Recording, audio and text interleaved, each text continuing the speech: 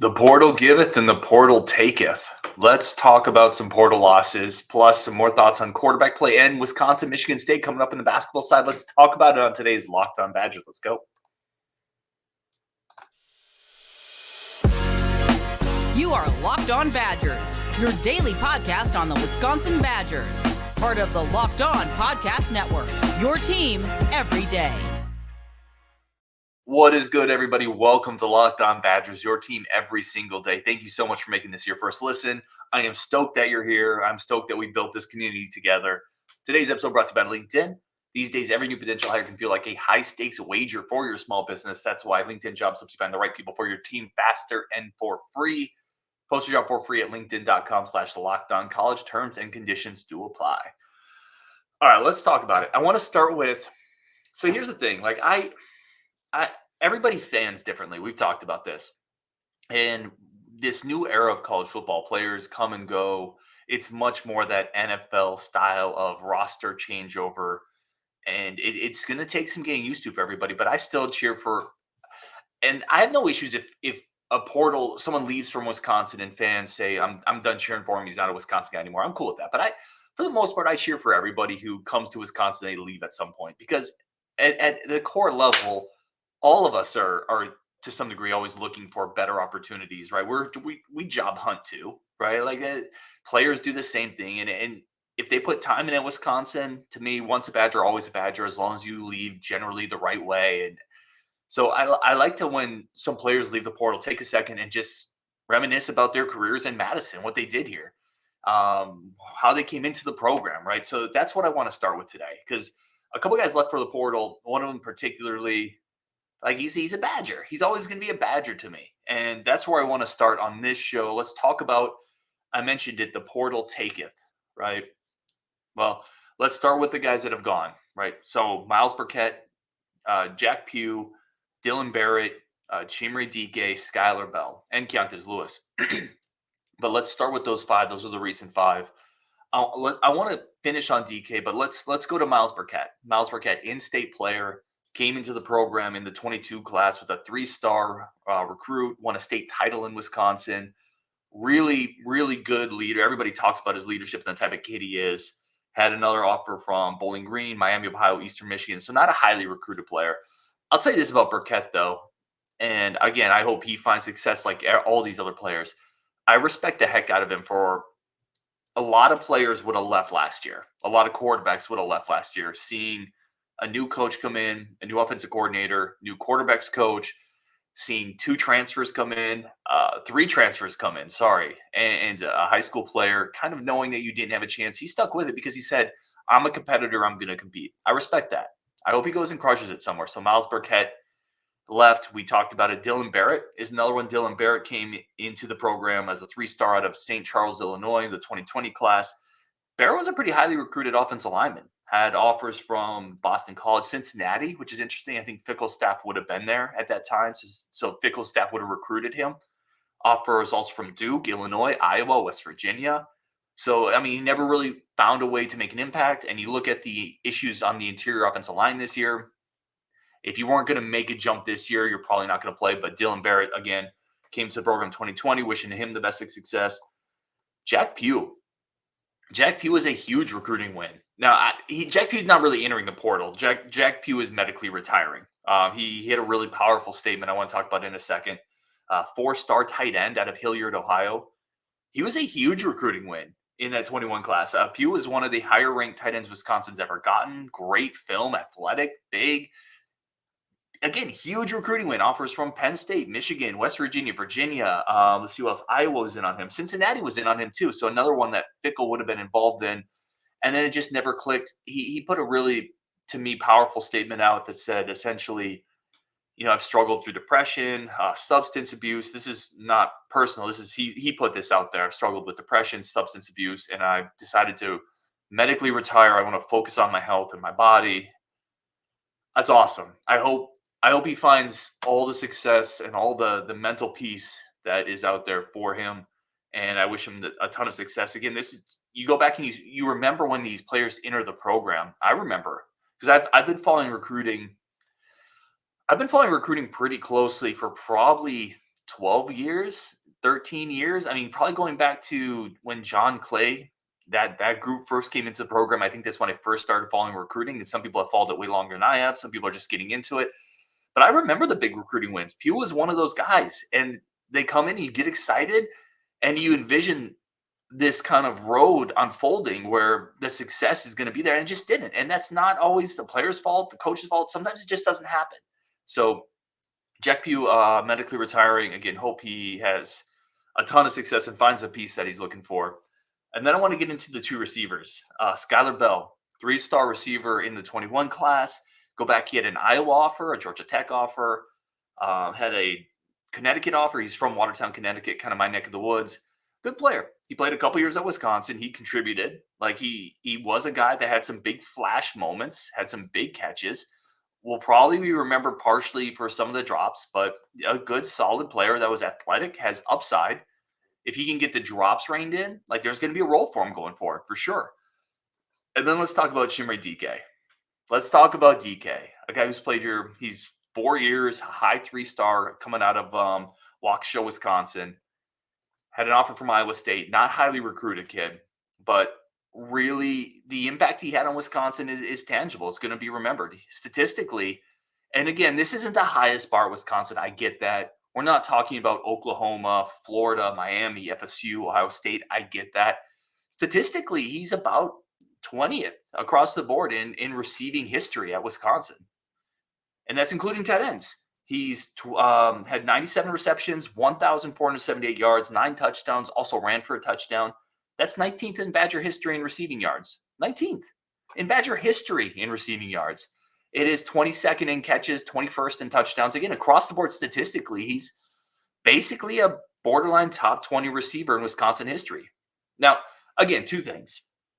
Some of that's cumulative, right? Some receivers pop, they explode, and they only play a year or two, and they're probably more talented. So some of it's cumulative. Some of it is a low bar. We talked about Wisconsin does not have a deep history of Bolitnikoff winners coming out of those gates, but still, you got to give the man credit. Almost 100 receptions, almost 1,500 yards. He came in and he made a real impact on this program. And he's a Wisconsin kid, by all accounts, a great kid.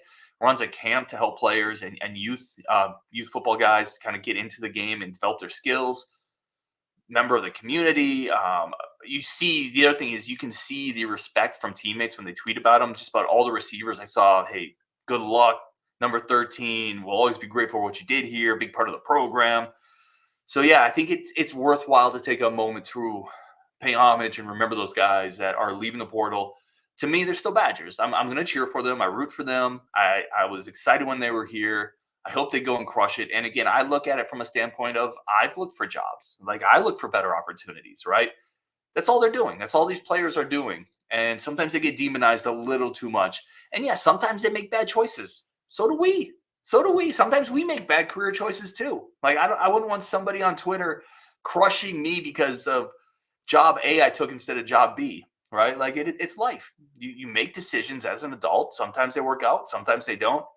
But you hope for the best and you cheer for them either way. So that's my take. Quick one on Burkett, Pugh, Barrett, Dike, and Skylar. All players leaving the program. Hope all of them in the case of the 4 players entering the portal, find great success. In the case of Jack Pugh, I hope he figures out some of the demons that he's been dealing with, and I hope he crushes it in life. We're going to take a quick break. Then we're going to go back and talk a little bit about quarterbacks. And I want to take a closer look at this receiver room because you go back to when Coach Fickell took over to now, that room is completely different. How does it look right now with these new losses? Are we good? Who do we have faith in? We're going to talk about that next on Locked On Badgers. But first, a quick break for our friends of the show over at LinkedIn. LinkedIn is the number one place. We talk about this all the time. The number one place for all your professional hiring. This is a spot you got to go if you're a hiring manager because they have the largest network in the world. I've talked a lot about when I was working and I was getting a new job, the company was hiring someone to take my old spot, and they brought in a crazy person who talked about crazy things like murdering people. Well, LinkedIn, that wouldn't have happened. LinkedIn screening tools get rid of the murderers before they come into your interview room. That's what they're there for. So you don't got to deal with crazy person Bob and wonder what he's going to do 2 weeks later when he gets in a fight in the office space. Don't worry about that. With LinkedIn, you don't have to stress it. They have screening tools. They have incredible networking tools that allow you to find the right people for your job the first time and for free. LinkedIn Jobs helps you find the qualified candidates you want to talk to faster. Post your job for free at linkedin.com/lockdowncollege. That's linkedin.com/lockdowncollege. Post your job for free. Terms and conditions do apply. All right, let's keep going here. Let's talk about this receiver room. One of the under-talked, underspoken, under-discussed. That's where we're going to go. One of the under-discussed aspects of this receiver room is we talk a lot about quarterbacks. I talk a lot about quarterbacks, right? Because that's the pivotal piece on a football team. The quarterback, that is the queen on the chessboard, or the king, depending on how you look at it. But that's the biggest piece. You got to get the quarterback better. You got to get the quarterback right. But as Brian Smith said, I don't even know if he said this on one of my shows. We might have been talking beforehand, but as he told me, you're not going to get the quarterback in until you fix the receiver spot. He said these transfer quarterbacks are going to look at the receivers on this team, and it's no knock on them, but they're then going to look at the receivers that Ohio State has, or Oklahoma has, or Washington has, or Texas has, or Georgia has, or all these other places, and they're going to say, I love Will Pauling, but I'm going to go play with Ohio State and their bevy of 5-star receivers. Right, that's the challenge right now for Wisconsin to bring in a transfer quarterback, a transfer portal quarterback. It's one of the challenges. The receiver room isn't really established. You go back to the beginning of last year with Paul Chryst. Look at that receiver room to where it is now. You had Dike, you had Skylar Bell. I think you had Marcus Allen at that point. You certainly had Keontae Lewis, right? You had Dean Ingram. I mean, basically that room's been gutted in a year. And in a year, that room has been gutted. Right, this staff brought in Bryson Green. They brought in C.J. Williams, Quincy Burrows, Will Pauling. Tretch joined the class. In this year's class, they have Tyson Johnson coming in. The class has been completely redone, but is it good enough? And the answer right now is no. The answer right now is no with players that I like, players with upside. But the answer right now is no, it's not good enough. And that's going to hamper you in finding the right portal quarterback, because portal quarterbacks want to come in and flourish, and you don't come in and flourish if you don't have a great receiver room. It's as simple as that. Guys don't want to transfer and go somewhere where they're going to have to grind. And I shouldn't say that. Grind is the wrong term, because people want to work. The great quarterbacks will come in and want to grind, but they want to come in and grind with other great players is probably a better way to put it. They want pieces around them, right? They don't want to have to carry an offense. So let's look at this receiver room now. Again, I talked about the guys that have left, that are gone. We talked about in the first part of this, Skylar Bell and Chimere. Who do we have faith right now in this receiver room? Like, literally, if you went into next year, who do you say, I'm sure that guy is a good, at least an above average Big Ten starter? For me, it's Will Pauling. I think we have one that you can say for sure. You put that pin in the map and you say, destination, above average Big Ten starter, that guy can do it. Will Pauling showed that this year. I don't think that's much of a question among Badger fans, or even nationally. He showed toughness. He showed the ability to make big catches on third down. He showed great hands. He showed the ability to be a third down workhorse. He was the one consistent aspect in that receiver room. So I feel really good Will Pauling in the slot. I think that's a piece you lock him in. And then what do you have after that? Then it gets kind of nervous, right? I have two guys that I am questionable on, but I think their upside is really strong. That's Tretch Kekahuna, the freshman from last year's class. 6 foot, really good short area quickness, great route runner, came from a great high school program, prolific stats.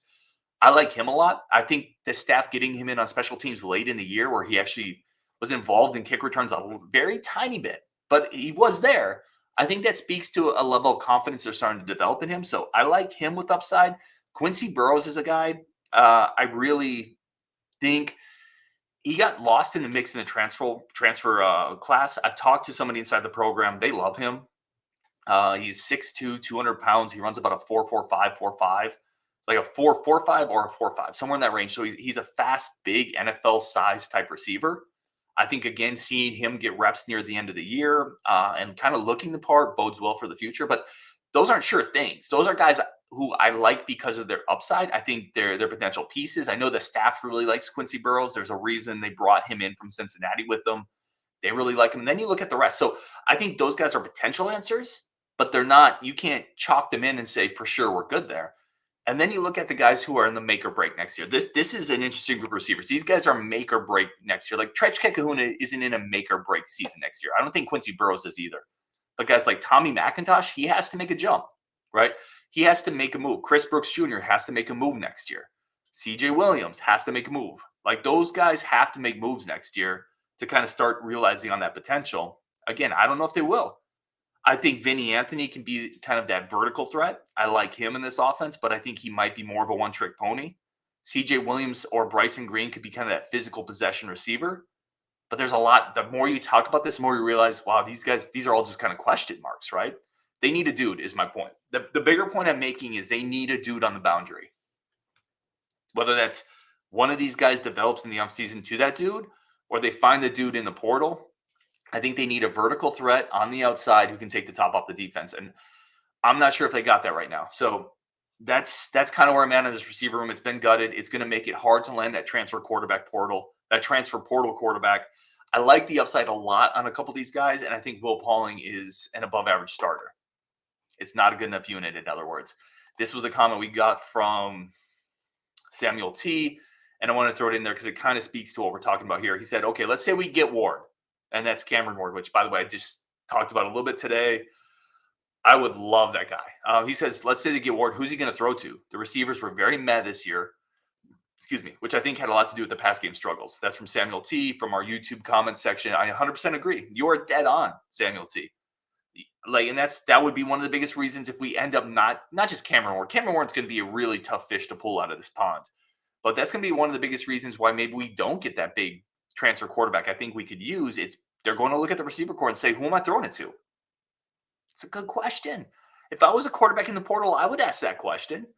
And the answer is I don't know. I think it's a great question.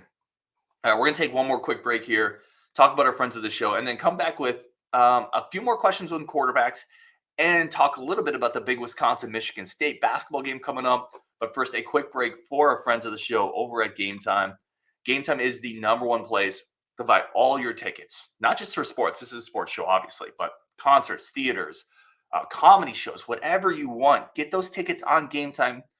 Why, Ryan? Why should I do that? Because, I don't know, you're going to save money. You're going to make it easier. You're not going to have to plan months in advance. You're going to get ticket price guarantees. You're going to get pictures of where those seats are so you know exactly what you're looking at. I'm out of fingers. That's already 5 great reasons why if you're not using Game Time, you're missing out on all the best deals, all the best prices. And again, I'm not a logistics guy. Game Time takes that out of there. Like, you don't have to plan months in advance anymore. There's flash sales, last minute deals. You can go there and without planning everything out like a giant logistical board, whatever that would look like, because I wouldn't know because I'm not a logistics guy. Game Time takes care of all of that. And there's a great offer with Locked On. Download the Game Time app, create an account, use code LOCKEDONCollege for $20 off your first purchase. Who couldn't use $20? Again, that's download Game Time app, create an account, use code LOCKEDONCollege for $20 off your first purchase. Terms do apply. Create that account, LOCKEDONCollege, $20 off. Download Game Time today. Last minute tickets, lowest price guaranteed. Let's go. All right, let's talk a little bit quarterback here, and then I want to get into Wisconsin-Michigan State basketball. This was a question we got, again, from the YouTube section. This is from Jeff Ferris. He said USC, Ohio State have a much better track record with quarterbacks. I would be shocked if we landed him. Speaking of Cameron Ward, this is where I think so. Yes, on US. Well, when you say USC, you mean Lincoln Riley, and Lincoln Riley's track record with quarterbacks is incredible, going back to his time at Oklahoma. Ohio State, obviously, how many quarterbacks have they put into the league? But you can't look at Wisconsin like Wisconsin. You have to look at Wisconsin like Phil Longo. And Phil Longo's quarterback track record's pretty good, right? And any quarterback they're talking to, that's what they're selling. They're not going to sell Paul Crest and John Budmeyer. And sorry, I didn't even mean to laugh there. They're not going to sell that quarterback lineage, that quarterback track record. They are going to sell, look what Longo did. Look at the guys he developed, right? So in a way, I hear you. Certainly USC and Ohio State, even against Longo, have a better track record. But Longo has a better track record than Wisconsin, previous Wisconsin. So I don't think it's as big of an ask as people think it is because we have Phil Longo. And we've seen it, right? The proof is in the pudding. This isn't, don't trust me on this. The proof's in the pudding. He landed a 4-star transfer quarterback out of Oklahoma, who could have gone other places, by the way. 4-star transfer quarterback out of Mississippi State. He landed Mabry Mettoyer. He's already got Landon Locke on the fishing line, way out there. Like, he can land quarterbacks. I think that gives Wisconsin a puncher's chance in transfer portal battles for signal callers. This one's from Dirk Durking. He said, just out of curiosity, why couldn't the Badgers go after Kyle McCord? Kyle McCord, the Ohio State starting quarterback this year, entered the portal. They could. Here's the thing.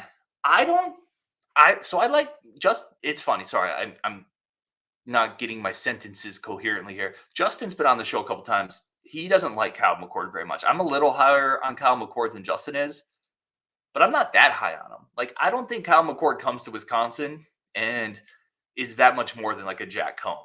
I think he's got a better arm.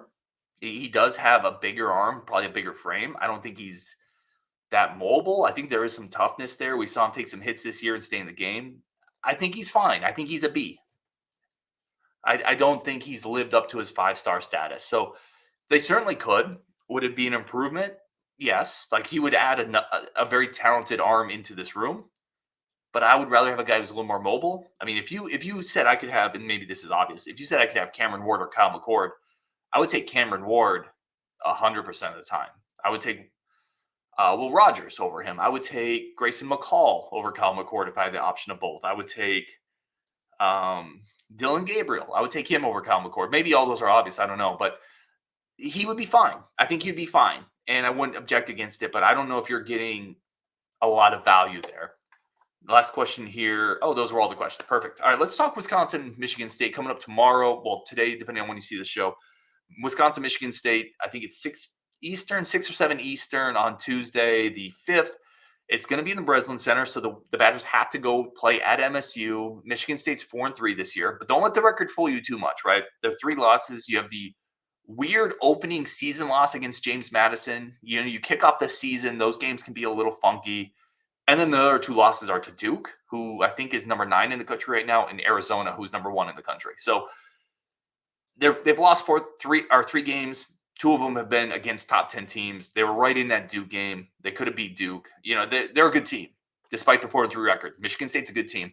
Michigan State is also, when you look at them, it's kind of a one-trick pony, right? They have a dynamic offensive scorer. And you have to do everything you can to basically keep Tyson Walker contained.